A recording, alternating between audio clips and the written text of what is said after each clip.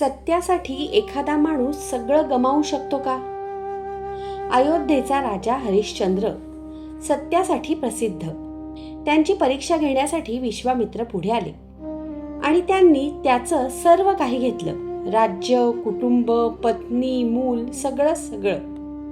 राजा स्मशानात काम करू लागला. एक दिवस त्याची पत्नी आपल्या मुलाचं निर्जीव शरीर घेऊन आली होती आणि तरीही त्याने कर्तव्य सोडलं नाही. त्या क्षणी त्यानं फक्त मनात परमेश्वराचं स्मरण केलं. म्हणूनच समर्थ रामदास म्हणतात, बहुतांपरी संकटे साधनांची, प्रतेदान उद्यापनेती धनाची, दिनाचा दयाळू मनी आठवावा, प्रभाते मनी रामचिंतित जावा.